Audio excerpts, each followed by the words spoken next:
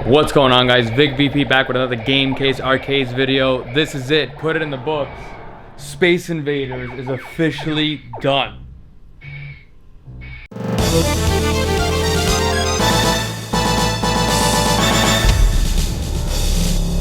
Boom shakalaka! So it's been a while. If you haven't followed me yet, follow me on Instagram. You'll see it right down below at Vic_VP. You will find all my stories. If you are following me, you would have seen that we are working on the house. We're going very hard on this house, but I had to slow down a little bit on the arcade building, but we finally finished the Space Invaders build. This is for Burnie.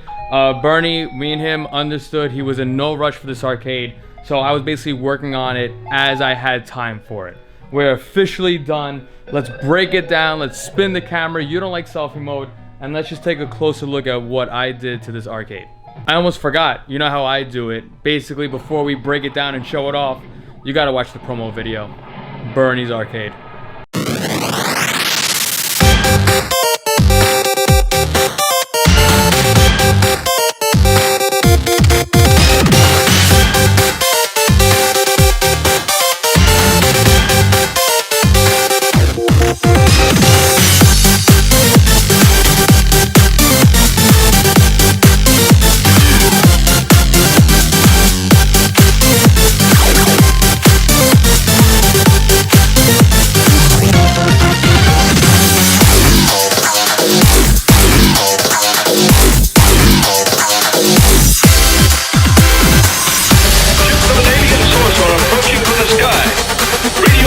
Has been attempted but cannot be established. Instructions are to prepare for an attack by an unknown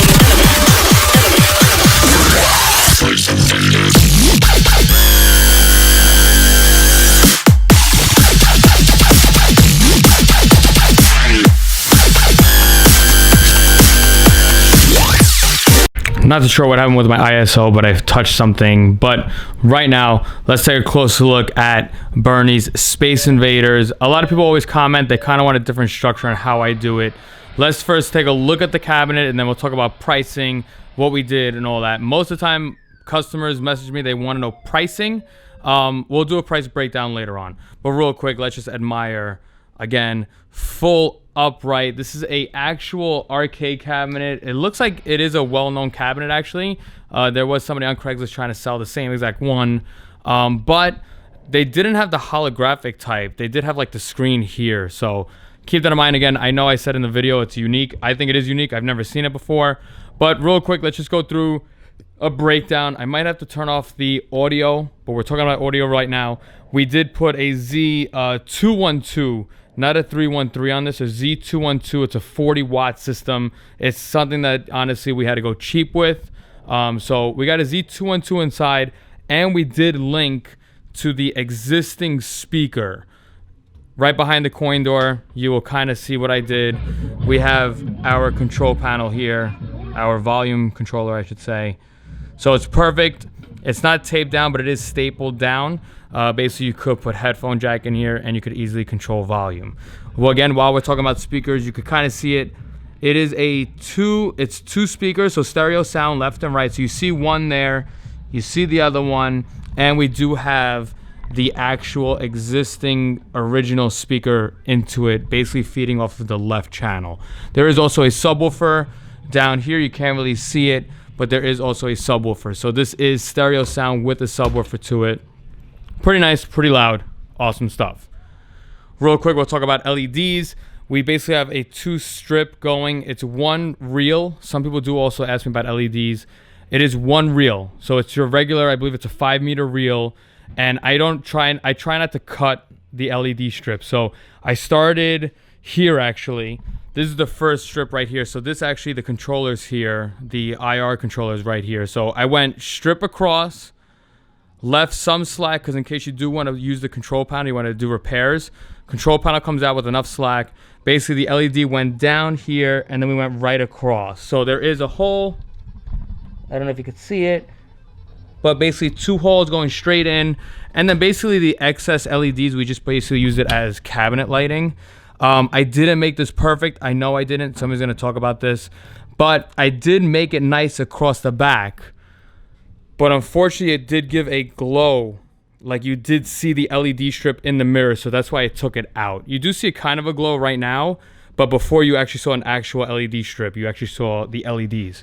Wasn't a fan of it, so I took it out. We do have LED buttons linked to, I believe it's the blue on the controller, and we right now have it set to slow fade. So as you can see, LEDs go in and out, they fade in and out. Game Room Solutions, standard non-chrome trim on this. So standard LEDs, non-chrome. We're using regular zippy joysticks, white and black tops on that. Now, the process of me gutting it, I literally took the out, we went back there, we ripped everything out. And what shocked me was that these right here, these are not LEDs, these are halogens, but there's like linked to this little baby controller that gives like this on and off kind of effect. This is actually 5 volts. I was very surprised. 5-volt power. So we have this linked actually to the LED strip. So not linked meaning when it fades on and off, it's just basically powered from the LED strip. Now the really big thing that I personally couldn't believe it, I was able to fit, I measured it perfectly. It is a 27-inch screen. This is the best part. We still have the holographic look to it, meaning that is a mirror. The actual screen is down. Some people are going to ask me, how did I do it? It is running a Pi. This is a Raspberry Pi, 15,000 games with the 4-player, 2-player, basically wireless controllers, 2-player arcade sticks. The width of this just fit a 27-inch screen, probably with about a ½ inch on each side gap. Again, we have it mirrored. So that's the actual screen right there. You can see right there, it is mirrored. So the image does require a mirror for you to visually, like, legibly read it correctly. So that's probably the coolest part about this. We kept the holographic theme to it. We kept it original, took out the 12-inch screen. We put in the 27-inch, and yes, we still have the original screen down below. I'm personally shocked at it. It looks awesome. The viewing angle is perfect, so when you are playing it, you don't have to hunch down. It's a perfect angle. So now for my OGs, the people that have watched the build, the first video really I should say, you might have remembered that there was a moon. There was a moon with a pink hue fluorescent light bulb. Vic, did you take it out? No, we did not. We basically took the existing power button. This is the button that actually powered on the arcade. We took it out, and basically now, with a push of a button, our moon is back. So as you can see right now, it looks kind of wonky. That's why I put it on its own switch, because it doesn't look actually that bad. You know, you could see the moon. At least the screen is overpowering the moon. When I first tested it, I could actually see the moon more than the screen. So that's why we gave the customer basically the option to either put it on or turn it off with a press of a button. So again, you push it on, you could actually hear the fluorescent light bulb turn on, and there is your moon. Let me turn off the light. Let's just see what it looks like. That's what it looks like with all the lights off. I mean, you do see it. You definitely see the moon. It's actually not that powerful. You could see actually, yeah, you could see like the moon edges right there. Awesome stuff. Again, running a Pi. This is in a track mode, so we haven't touched it. After 1 minute, it goes into a track mode. Basically, if we wake it up, let's just see. Yeah, the moon is not that much into the way. We could select the game. As you can see right there, you can see the moon is there. Let's see what Street Fighter looks like with the moon in the way. Let it load up. We're gonna put some coins in. Again, we do have the volume low. And right now, visually, I cannot see the moon besides being underneath the screen. So the moon is not in the character's way. You could definitely see it. The camera gives a good representation. You don't see the moon. You know how we gotta do it. Look at this. This is great. This is literally me like right here. I'm playing it and you could see it here. Can we do it? There it is, the first try. No BS on that. One-handed Hadoukens, that's what seals the deal. Vic VP Game Case Arcades, one-handed Hadoukens. I can't do it again, obviously, again. But yes, it looks cool. 2-player arcade on this. We do have our save and our load state. So if I actually wanted to load, I was playing before. I'm going to load. And it exactly saves the exact point I saved it at, and I loaded. Again, look at that. 2-player control panel. We have our 4 admin buttons on the side here. We do have our coin and our start. Color scheme on this, I kind of just made the call on it. I wanted to stick with kind of the Space Invaders theme, so it's blue, white, and yellow. We did a carbon fiber vinyl wrap to it. This is this is actually a piece of wood that was inside the cabinet holding a shelf for the TV monitor. You could see in another video. The shelf holding the TV monitor is this exact piece of wood right here. So basically, it was a clean piece. I didn't do anything to it. We basically just wrapped it and cut it, put the holes in it, and we're all set and done. Again, though, this is awesome. This is great looking. This is amazing. So there you have it, Space Invaders with Street Fighter. Let's exit out. And just to seal it for the video, we will load up Space Invaders. Again, 15,000 games. This has 2,200 arcade games alone. So get ready to go through a lot of stuff. Might as well load up Space Invaders. Some people do like to watch in the videos like this. I would have usually cut this. I'll leave a note to myself not to cut this because some people like to see it. But basically we have original Space Invaders. The one that we had was black and white. You got Space Invaders 95. This is DX.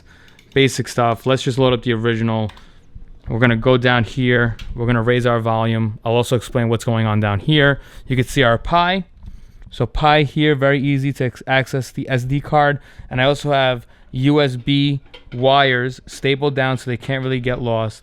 These USB wires are to charge the PlayStation 3 controllers. Now, real quick, there you have it.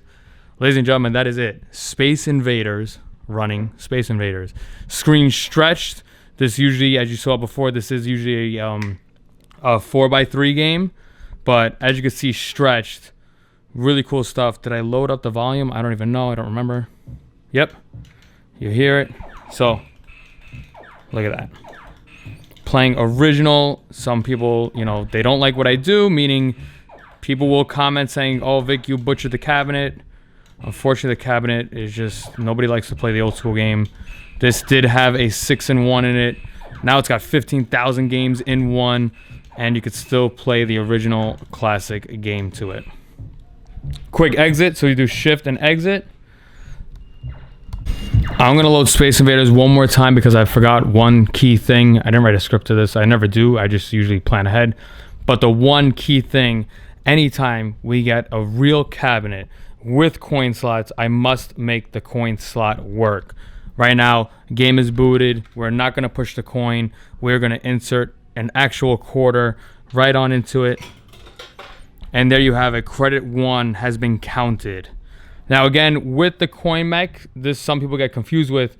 These coin mechs are tied together into one button, or I should say one command. So this is not player 1 coin and player 2 coin.